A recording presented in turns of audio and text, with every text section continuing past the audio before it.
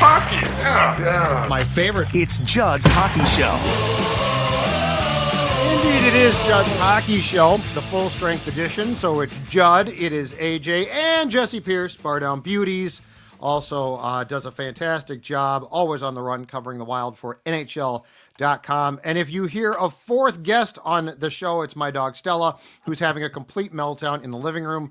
I don't know why. The windows are covered. I put something up so she can't see outside. I looked outside. There's no one outside. I think she wants food, but I fed her. So just a complete meltdown. I got nothing to do with it. It's not my fault. It's not my fault. Great. Well, thank you for the disclaimer. Okay. Yeah. Thank you very much. Thank you. Before we start, I want to tell you about our friends who help sponsor the show, and those are the folks at Park Tavern in St. Louis Park, the official sports bar of the Sports Dad, located Louisiana Avenue South and Highway 7. Park Tavern bowling, a couple of bars, every game on. If you are a hockey fan, no better place to watch the Wild than Park Tavern. They've also got trivia going a couple of nights a week as well. But again, most importantly, if you want to enjoy a beverage, enjoy some great food there, and also a drink, Park Tavern, St. Louis Park is the place. You'll probably find me sitting at the corner of the bar. All right, guys, it's out. It is finally out. The NHL QuarterCentury Teams, Jessi Pierce, which you told us you actually cast votes on this how long ago? December, I think, is when I submitted. I think by December 10th I had to submit. So, yeah, about a month ago. So I thought I was left out until I got a note on like December 9th saying, you haven't cast your ballot yet. If you want to cast your ballot, you need to cast it by, as Jessi just said, December 10th. I wasn't left out. I scurried in my excitement because I have no recollection of ever receiving this before I got that message to vote on the QuarterCentury Teams, which, by the way, the league is doing now day by day. I think they got the Kings coming up tomorrow. Yeah, it's alphabetically. Yep, and they're putting them out. The Wild out today, which is on Tuesday. Let's go through them. It is convenient that the Wild's team obviously starts with the beginning of the franchise, so there aren't a bunch of people who had to be cut out because of this. So this is really the Wild all-time team. Are you ready? Bring it on. The forwards, Marian Gaborik, Kirill Kaprizov, Mikko Koivu. The defensemen, Brodin and Spurgeon. The goaltender, Nicholas Backstrom. The second team is Andrew Brunette, Jules Eriksson, Zach Parise. The defensive pairing is Nick Schultz and Ryan Suter, our favorite, and Devin Dubnyk, Jessi's sometimes guest and favorite, in goal on the second team. So, Jessi, how many did you vote for, and how close did this team come to reflecting your ballot?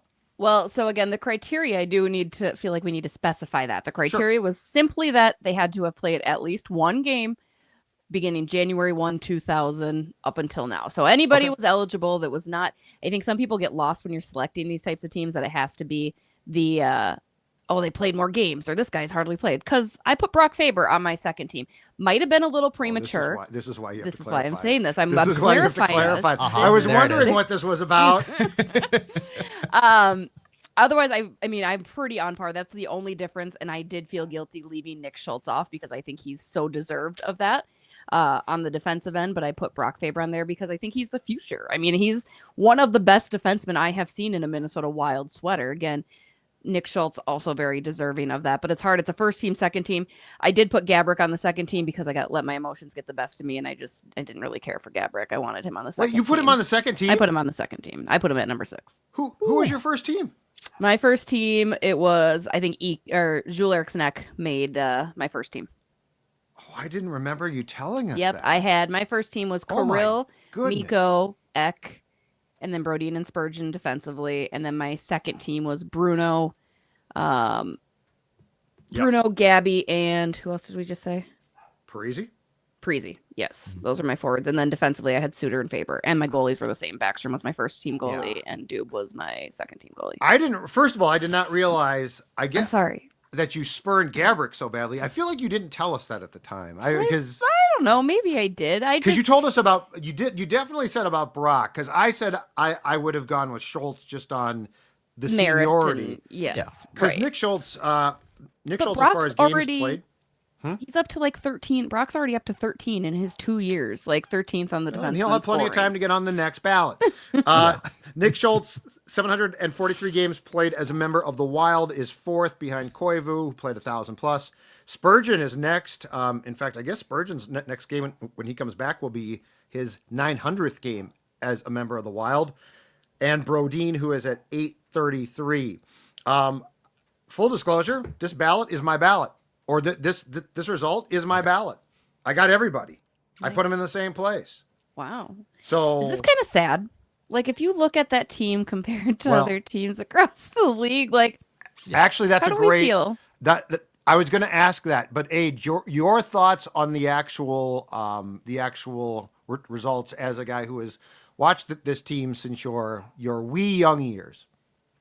I guess the only thing that I had not an issue with, because I think Andrew Brunette's fine. I guess it comes down to like what the requirements were. If it's only like if they only had to play one game, 1 second, they stepped on the ice in a Wild sweater, but then you can judge like the rest of their career or whatever, then I think there's probably I would need to reevaluate some of this a little bit. But I would have put Andrew Brunette behind a guy like Pierre-Marc Bouchard. I think like his career was cut short. Obviously, by the time that he was no longer with the Wild, is when he hung it up. But when you look at like his Wild career, he's got more games, he's got more points than Brunette. I don't know. Obviously, Brunette has like the giant moment against the Avalanche, so that stands out. But when it comes to like overall, I just felt Pierre-Marc Bouchard, for me, especially kind of a smaller guy. Yeah, I as a kid too. There. Exactly. It was always a fun thing. Like every time he would get the post-game interview, my dad and I would always point like, oh, you could tell he's got the giant red spot from his helmet from that CCM bucket pressed against that bald head of his. And I don't know, just, voting with my heart there. But for the most part, I think this is fine. Kind of segueing into what you kind of just let in with though. Yeah, I think it is a little embarrassing that this is the list for the Wild compared to some of the other teams that we've already seen and are yet to see. Can I start with that one, you guys? Because where I really struggled, and it wasn't the fact that I put this guy on the second team. It's the fact that, to Jesse's point, no disrespect, Devin Dubnyk as the second goaltender really hurts me. Mm-hmm. Like, Nick Backstrom was really good and solid, but it's been 25 years, and like there is not a clear-cut Jonathan Quick, Carey Price. You know what I'm talking? Like Backstrom, ideally that guy is on the first team and Backstrom's on the second team. And then I'm like, okay, 25 years, that's pretty good, right? Mm-hmm. Again, no offense. He came in here and for a long time for a while did a great job. But Jesse, your point about it being sort of sad really hit me in goal. Yeah. I mean, you can make an argument there were some big moments for Manny Fernandez, right? There were some big moments for Josh Harding, whose career was cut short. But Devin Dubnyk was there for some of the biggest moments for the Minnesota Wild history, some of the most successful moments. The way he came in from Arizona and absolutely turned a season around is why you put him there. But I think it's hard for this team in general because they haven't had the superstars. Kirill is your first superstar since Gaborik, right? And he has overexceeded that. But beyond that, they haven't had guys that warrant a Hall of Fame induction. They haven't had guys that warrant success, frankly. It's hard to pick a team that hasn't gotten out of the first round more than once. Sorry, they've done it more, I know, but they've never had a actual deep run with the exception of Bruno's squad. I just think it's been a very lackluster Minnesota Wild. There's a reason we're called the Minnesota Mild on the scene because it's just they've never been there. I think that's changing. I think Bill Guerin has started to change that front. I mean, Brock Faber, again, he's a guy that's going to elevate in net, to your point, Judd. Jesper hopefully is that guy, I think, to take those reins. But right now, it's not there. Zeev Buium. Hell, I'd put him on that first team almost. Well, clearly, you'd put him with Faber on the... I'd put him in Faber. 25 years. The guy was probably born in like 2005. For the record, I know a media member that left Ryan Suter off because he cross-checked Kaprizov and he said, nope, he's not making my list, which is also as egregious. Wow. Oh, yeah, there is somebody that left Suits off for that reason. Well, first off, to be clear, in my opinion, on your ballot, the Faber thing can be parsed, right? Because, I mean, the dude is really good. He won a Calder. In my head, yeah. he won a Calder. And He earned that Calder. Schultz gets my respect. One, he's old school. Two, he played a ton of games and was solid. But I can debate that one. Leaving Suter off or putting Gabrick on the second team. Oh boy. I don't have Boy, any. He was hurt. He was always hurt. I didn't like him. I don't he like was him. just- I don't. Well, I don't. Well, okay. If we were to use that, Suter would not be on my ballot. Like, if it no, seriously, if it came down to I thought this guy was a really good culture guy or not, Ryan Suter to me was a lousy one. But you just can't leave. You can't leave him off. Like, I it's an didn't leave impossibility. Gabby off, to be fair. I put him on the second bounced team him so to he the could think second. about his actions and if he really feels that he warrants more love from Minnesota. I don't think he does. I think I got a little caught up in my selection about thinking about the future of the organization too much too, without considering like The this fact is that the it's for the first past 25 25 years, Yes. not the next 25 years. Because I Yeah. mean, you Yeah, cleaned well, up on the next 25 years. Done. That next ballot, which I'll probably be dead for, but you cleaned up on that one. That's copy good. paste. I'm gonna just copy paste for the most part. That's I- there's like yeah. 7 people. There's somebody in like 7th grade that's going to be on Jessie's list that she could have put on this list that is going to be eligible for the next one. Zeev Buyam's son, Zeev Right. Jr. is going to be on her list. You're not excited about Zeev. I don't even know what to tell you. I'm very no. Age and I are no. Age is very excited. He looks Yes. great. Like So good. well, and that's the thing is, on this list, I will say this, starting from a point of okay, where am I not embarrassed? Like where is it not, bad? The blue line, I think. Yeah. Like Brodeen's been fantastic. Spurgeon, who they picked up off the scrap heap, right, from the Islanders. Yep. Nick Schultz was steady. To your point, if you substitute Brock in, he's been fantastic. Suter might not be my cup of tea as a person, but still, he was a very solid player. So I would say I feel pretty good about the blue line. Well, and to that point, I think there's going to be people that say, well, what about Brent Burns? How are you leaving Brent Burns off? He, to me, was not here long enough to make an impact for the Minnesota Wild, right? And I mean, technically, you could put Brent Burns as a forward, too, if you want. I for thought his about tenure him. with the I Wild, did think too. about him. Like, You're it's right. hard because his name is so synonymous with being one of the best defensemen in the National Hockey League. But I see him with the Sharks. I'd even let Carolina take a piece of that, right? I just don't think for Minnesota, it was here. You know what I mean? Like, so I think that's why I personally left Burnsy off, but he warrants a possible conversation too. He'll be on San Jose's team, no question. Oh Yeah. Well, here for the I'll see what you guys maybe agree or don't disagree with this, but the first defenseman off, like the honorable mention, I'd say Matt Dumba. Yeah. I think he's the first guy out the door because he, like, years wise, he was I think a 12th overall pick for them in 08, or was it 2012? Doesn't matter. I always get the year and numbers mixed up with him, but He's played for like 10 years. He played here for 10 years. that's the thing. Right, He was here for a so- decade. When you look He's at some of the on the games played list, so 8 Yeah. right. So And I think that's- 12 yeah. would have made sense then, right? So, Okay. Yeah. because I think him and Brodeen were like back to back. Yeah, so it was Yes. 12, and then Brodeen was 13. But he, I think, like, despite maybe not being the best defenseman at times, and this is another same thing, like injury wise, he was looking to project to be a totally different player than what we got after that fight against Calgary, where he had to answer for what was maybe an unnecessary hit, but a clean hit. Do you guys agree, or is there another defender that you think maybe is the first honorable mention? Yeah, Judd, you go. I would probably right now go Faber above Dumba. Here's the thing. So Matt Dumba was the 7th overall pick in 2012. So Okay. he was in that draft. He was 7th. I feel like Dumba being on this list, or like if you felt compelled, would be sort of like we talked about with the goaltenders, sort of sad. Faber, and my thing too though is But it fits the theme then. Like, everything's just sad. Well, yeah. I also don't have the sentimentality, although I am a sentimental guy, for guys whose careers were altered. Okay. Because it's like, yeah, like Pierre-Marc Bouchard, who had tons of concussions, unfortunately, had his career altered. Matt Dumba, like if Matt Dumba had become the offensive defenseman that we expected at one point, then he for sure is vying for this list. The fact he couldn't, unfortunately, to me, takes him off entirely. And I would probably say my first defenseman out just off the top of my head would be Faber or Burns. But I'm with Jessi. Burns was traded from here as a really developing, nice player, but he was nothing like the star stud, choose your word for what he became. And I still remember him joining the team originally as a fresh-faced, clean-shaven, looked like he was 12-year-old kid.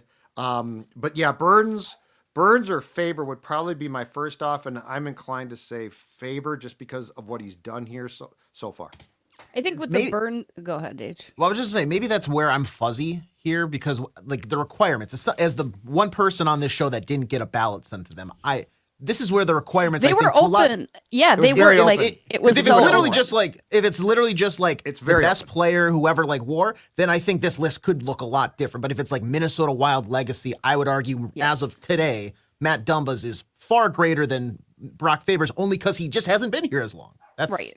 And I think, but then that's also where it's like it's left open to interpretation by the Okay. people submitting the ballot, right? Because again, I looked at it as, to me, Brock Faber is better than Nick Schultz is going to be better than Nick Schultz, right? Yes, there's the history here for Nick Schultz. I mean, if you wanted to get that, Philip Kuba probably deserves a look too, right? Marco Scandella probably deserves a look because they had some Willie impactful years here with Philip the Minnesota Wild. All-star here, Kuba. don't forget. Right, exactly. Big But Philip Kuba.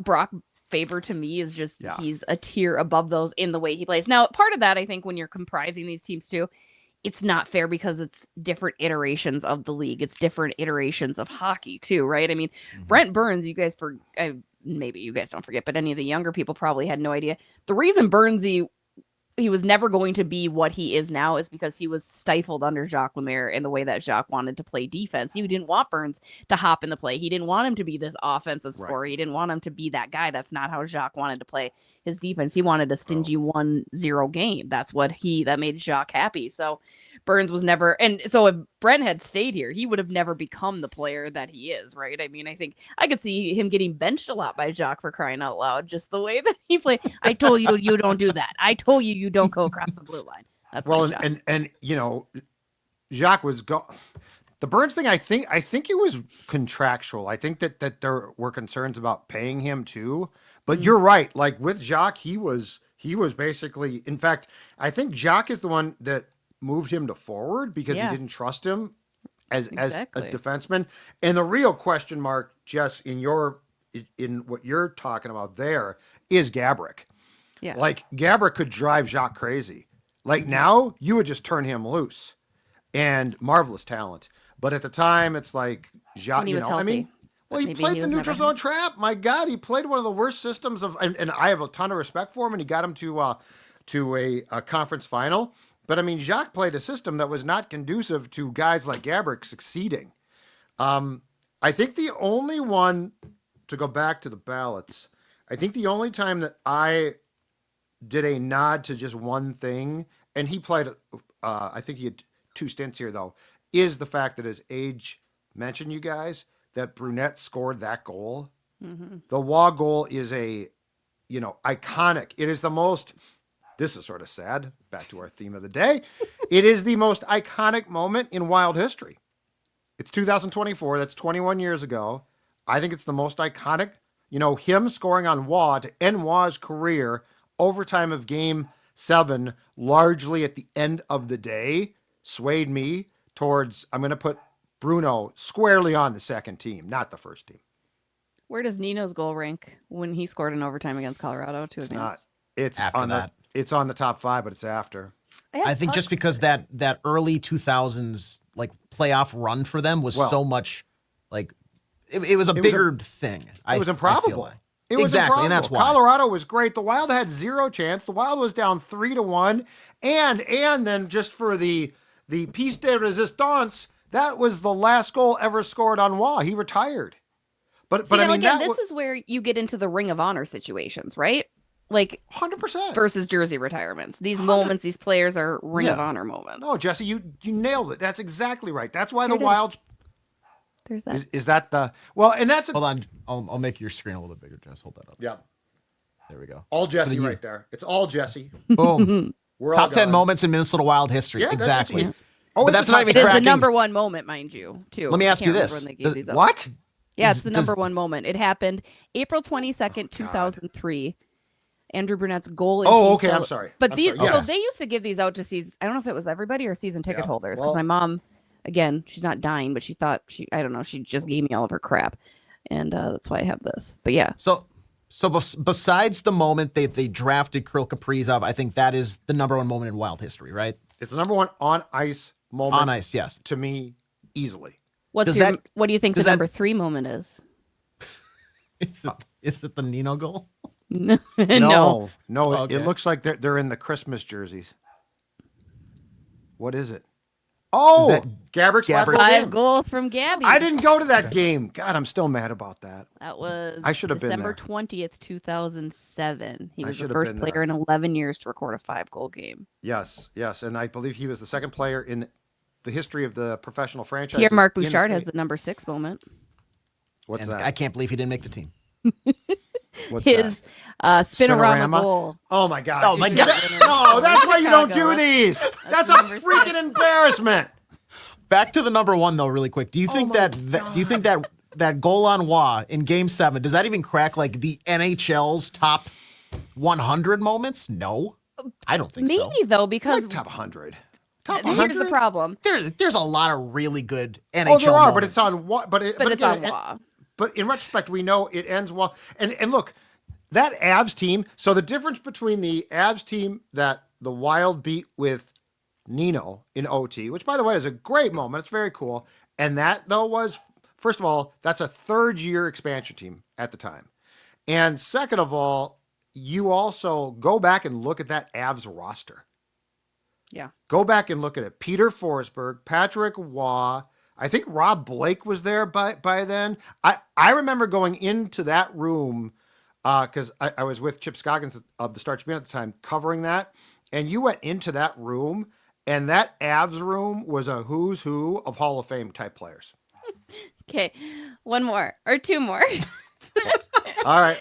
So Pierre-Marc Bouchard's spinorama shootout is a number 6 moment. That's Okay. yes, they should have It's stopped. gonna at get Beating- incredibly sad here. Beating number 9's Northwest Division Championship team. That was moment number 9. Yep, Okay. there's that one. And then, All right. but this is also kind of funny. They also gave out greatest goals pucks once upon a time. And Okay. Richard Park scores the Wild's first playoff OT game winner in Game 6 of the Against the Western Avs. Conference Finals. That is Yep. a greatest goal moment. In case you guys Okay, didn't know. that moment is actually both of the ones that you just showed us, the Northwest Division champion, which is really sad, and the Park goal are better than having Pierre-Marc Bouchard with a spinorama, which by the way is a load of crap. That you should not be able to do a spinorama on a shootout. I know there's a bunch of people now in their 20s who are like, oh, but it was great. Okay, spinorama is great when you do it in traffic.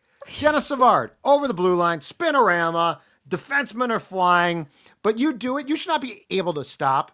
That's ridiculous that was number 6. Wait. But also, better than the Northwest Division Championship moment in Wild history, the number 8 best moment in Wild history What, is when Brian Neil, Rolston took a sip of water Nope, or what? when Neil Broughton Flap put on shit. a Minnesota Wild jersey. That was the number 8 best moment and did the Let's Play Hockey. That's Oh, and he ripped off his Stars That's- jersey. Nope, there Stars you go. were pissed. Well, and then, they went on and won 6-0 over the Stars that night. That was December 17th, 2000. That was a huge get even game for us. We hated the Stars. Or Okay, that's really sad. They As should have just Jason stopped at 5. Robertson says, Neil Broughton. Oh, of course he does. Wow. Wow. That was fun. That was good. Here's a Brent Burns 2003 puck too, by the way. There you I go. think I've got that one. I think I've got a couple of those. I do have the all-time top 10 team behind me in bobbleheads. I have those too. I just haven't figured out a place And- to put them yet. If you want sad, that's sort of sad. Like there's some guys. They used to give out some good good stuff, good swag, good things. Like The again, these bobblehead pucks. stopped, and they did Star Wars ones, which I absolutely You have to buy the loathe. ticket pack for all the cool stuff now. Yeah, That's well, the thing. I do have. Oh, here, hold on. I'm looking at this 03 Just a show Avalanche and team, tell. and this is Here's the- star-studded. Here's the Kirill Kaprizov one. I broke down and bought it. The Kirill one. I got the Brock Faber Star Wars jersey. Oh, that's nice. I got a rock. How'd you get I that? got a rock. Thanks, Charlie Brown. How'd you get that jersey? I got my ways. You're supposed to buy the ticket pack for that. And there was no Maybe she did. and because Maybe of I that, they skimped on the bobbleheads. But come on, Wild, bring back bobbleheads and make them normal. Can this Star Wars crap please stop? Oh, people love the Star Wars. I though. know. I don't Star wanna Wars talk is so about it. overrated. Yeah, It's exactly. fine, but it's I've just never seen overrated. it. I know the premise. I've never I saw seen one. I saw the original in the theater. Haven't seen one since. I think I was 7. Pretending That's my also the house last was a time, fun spaceship fact, for a Judd week. went to a movie ever. I do like Lego Star Wars. Like the Star Wars Lego movie is hilarious. All those Lego movies are very funny. Fun fact. Okay, let's move on. Before we lose the rest of the folks, the 5 folks who are left. And by the way, we really appreciate you. You know what? This is a perfect time for a segue. In fact, Jessi, if people are, they're getting cabin fever, they're on their couch, but they are looking forward to golf season. Tell them how to get a jump start on getting their game together. I mean, wintertime is the perfect time to work on your golf game. I know I'm certainly doing that because Lord knows it needs it. Why not sign up for a lesson at Swing Lab Performance Golf? They are PGA certified instructors to help any golfer's game just to fine tune this off season. Perfect time to do so. Premier indoor golf facility, you guys. Swing Lab Performance Golf down in Lakeville. Lessons start at $49, which includes a swing analyst, which is your intro lesson. Plus, they have lesson packages, instant data and feedback. And you know what? Maybe you're just looking for some new swag, new clubs. The 2025 products are here. You can also get those fitted out at Swing Lab Performance Golf in Lakeville. Give them a holler. Go have some fun. Work on your game. Summer's just around the corner, guys. Amen. I wish it Amen. was true. Preach. Soon enough. It's cold. All right, Jessi Pierce, your thoughts on what was a really impressive 2-game swing. The Wild beats Washington 4-3 in a shootout on Thursday. After, of course, I joined you at Tom Reed's for a fun Bar Down Beauties episode in which I replaced Kirsten. I, of course, did not bring the beauty, but you did. And then Carolina 4-0 with the Gus Bus on Saturday. Two really good teams. You're without Kaprizov, Spurgeon, Middleton. Now, I know Lauko is out. I can't bring myself to mention him with those 3, though. Like, I think he's done a very nice job as a bottom 6 guy, but I can't be. And you're without Lauko too. So, what was your takeaway from something that I think none of us expected a sweep? To be fair, I mean, first of all, let's just mention, though, that fourth line hasn't scored unless Jacob Lauko is in that lineup either. It seems like there's been no goals or no points. I think even Heinz said, he's like, well, they got into the offensive zone or they ended in the offensive zone. Like, he didn't mean it being bad. What? But, yeah, I know. Tough cookies for that. But it's to be expected. It's a fourth line, whatever. I'm not worried about it. Yes, heck of a road trip. I did overhear Heinz joking today that both he and the PWHL Frost need to be better at home. So that's something that they're going to be working on. But I had asked Heinz, I said, what do you think happened in those 2 games? What's the difference? I mean, yes, you could even go back to the Nashville game where Minnesota put together a very nice game, but to go out east and beat the East top 2 teams in Washington and Carolina says a whole lot about them. And he had mentioned there's just a consistency in the way that they played. They didn't step off the gas. They didn't go into a shell when they were up in that Carolina game, and they fought back in that Washington game. I mean, they played a complete 60 minutes in both, and in 2 very different situations, again, where they had the lead and ones where they were down. And I think that was the biggest difference maker. And then they got some help from special teams too, which, as we've known, have been dogging them all in all. But 5-on-5, there was just a lot of consistency. They're going back to what had worked at the beginning of the year, which I know we had talked about on this program.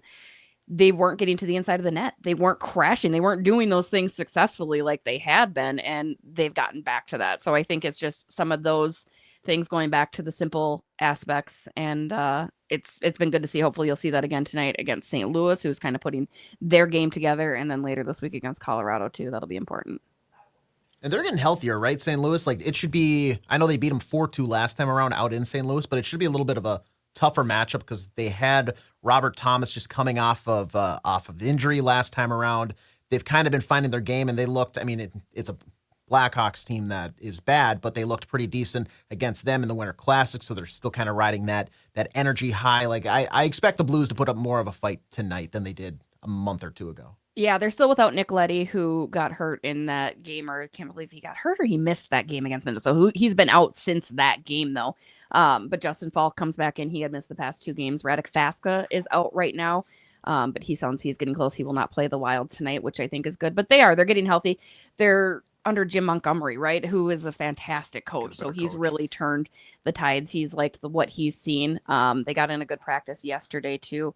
And I forgot Ryan Suter plays for the Blues now too, so that's kind of forgot about that. I totally forgot about it until I went into. He's the room making and money said, from 3 hey, teams Jessi, this and season. I said, "Hey, Suits, What are you doing here?" Forgot about that. Yeah, minor brain fart. He's being paid by 3 teams. He's being paid by 3. I remembered then. I laughed. I was It's like, like, oh, yeah, Suits. you're here. Suits, you're being paid by most of the Central Division. Mm-hmm. That's what the other teams think of you. God, Moneyball's such a good movie. Yeah. Nah, man, I didn't pay your salary. Yeah, except they don't mention the pitchers at all. Oh, that's all right. Hudson, Mulder, Zito sort of played a big role. Don't get mentioned. Doesn't fit the narrative. Yeah, exactly. No, that's exactly right. I mean, you would think Scott Hatteberg is freaking Babe Ruth from that film. Yeah. What is your assessment, Jess, of what you said Hines was joking about? So going into tonight's game at the X against the Blues, the Wild 15-3-3 on the road. Absolutely nuts. That's craziness. At home, 10-8-1. And I will say this, from the games that we've been at, which in your case is all of them. I've been in a bunch of them. So has Age. I mean, the Wild hasn't played well. Like, it's not a fluke. No. It's not like, well, they're 10-8-1, but if you just take away this bad, puck luck, right? I feel like they've earned this, and it looks like a different team.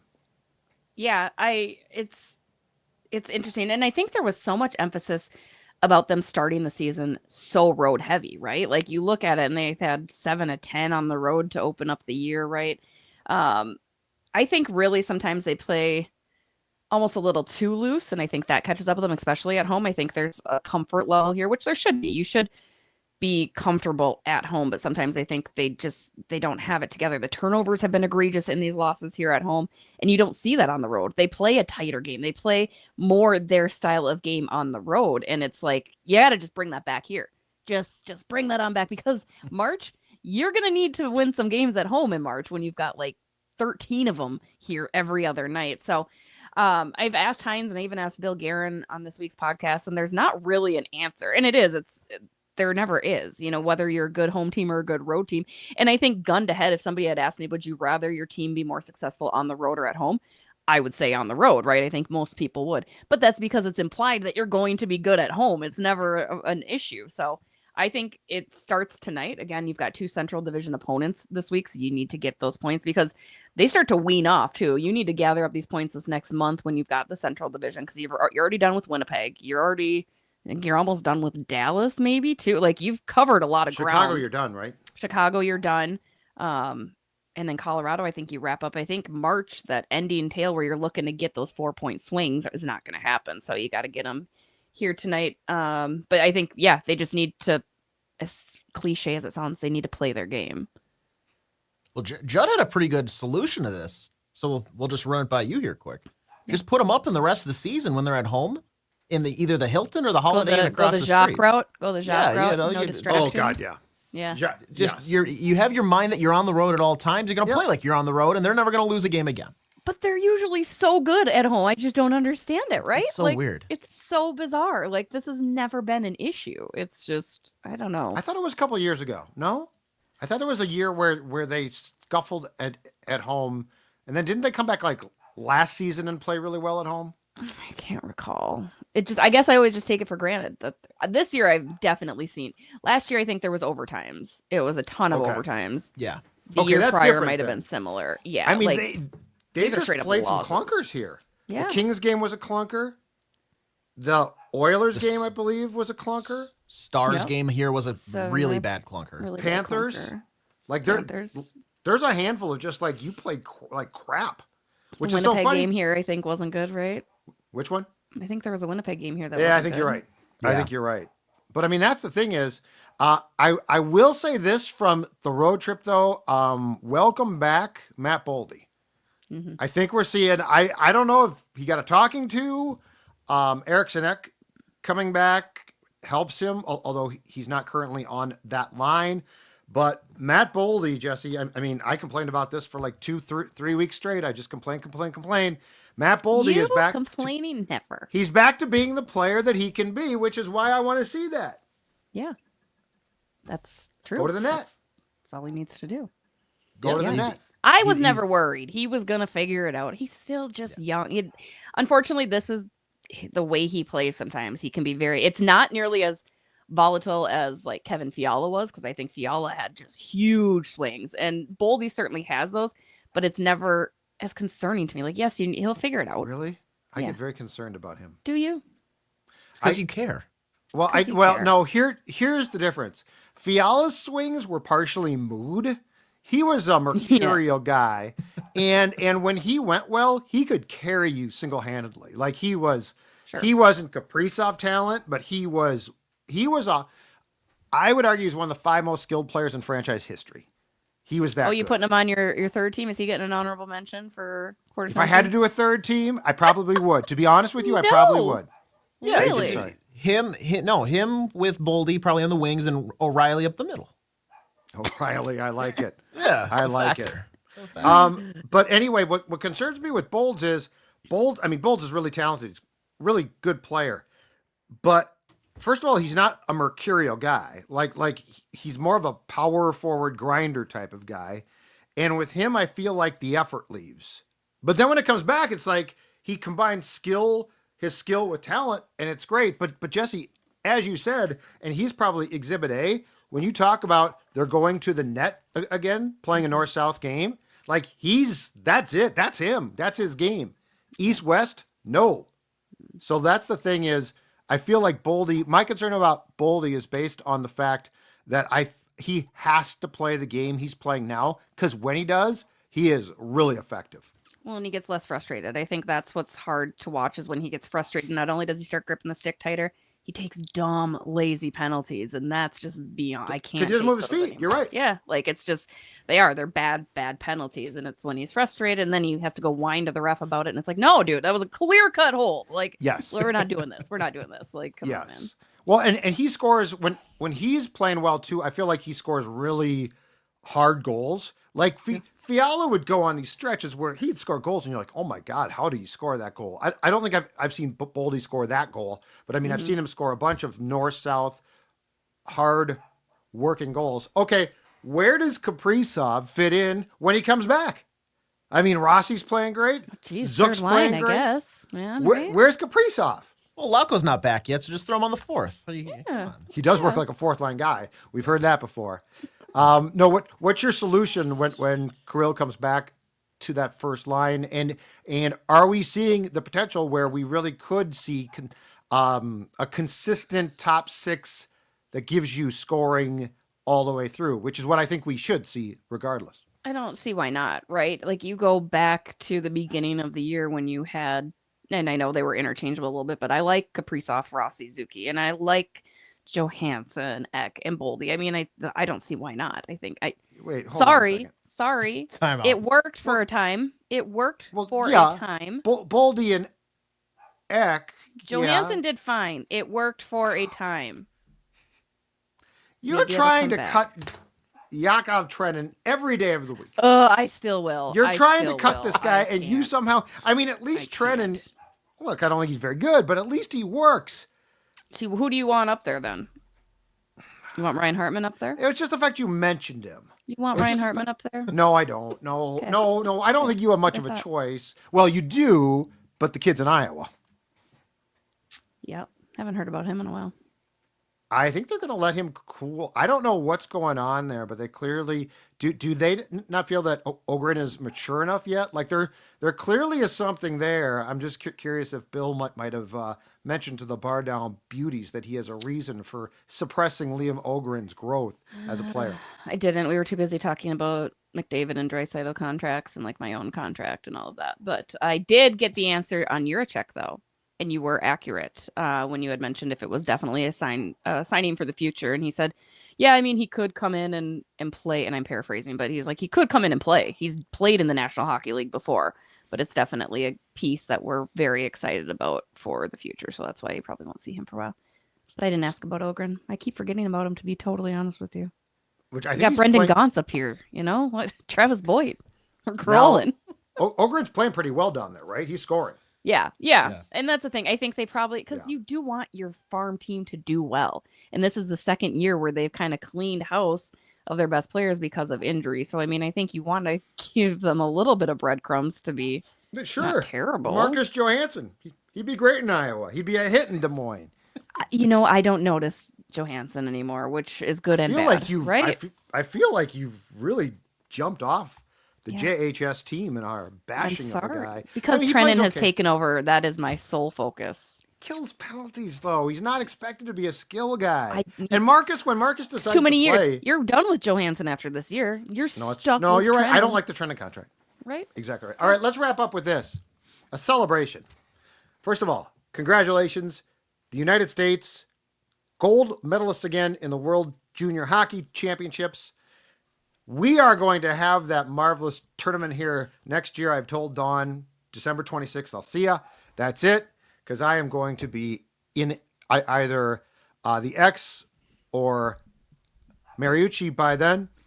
But let's talk about him. Zeev Buium. On the U.S. team, evidently didn't provide the offensive numbers that they expected, but whenever I saw the kid play, I told Age this, Jessi. Faber too, with more offensive upside. I mean, Yeah. he's so smooth. He's so smooth. I mean, him and Cole Hudson together, man. Like, Oh. holy cow. And I mean, you look at even that overtime of the gold medal game, one of those two was out there. And the minutes that Zeev was eating, and Cole as well, I mean, absolutely tremendous. And I saw him in the Frozen Four last year, and I was very impressed then. This is pre-Minnesota taking him. And when they did, I was kind of, and I'll admit it, even this year, I was like, nah, give him one more year in college. No, sign him now. I wouldn't have minded if Billy pulled a Garth Snow and like jumped in there and was like, get out of here. You're coming back with us. Now, the exception is David Carl is a very good coach and Denver is a very good program. So that's fine. And well, not to say the Gophers weren't when Okposo was sniped from the Gophers, but I'm still not over that either. That was a bitter time for me. Well, that was a BS move. It was The so Islanders had rude. no business So doing rude. that. But the fact that you're suggesting that Billy goes snipe him out, so you're Snipe him out. telling me Denver season comes to an end at some point this spring. You're telling me that I much think like so. Brock, Zeev should be in the lineup and play in the playoffs. You think? I think so. I'm such Wow. an advocate for staying in college. So this is a total switch. I'm not. But watching him in World Juniors, I'm just salivating. Like, holy cow, he is so good. Yep. You're right, Judd.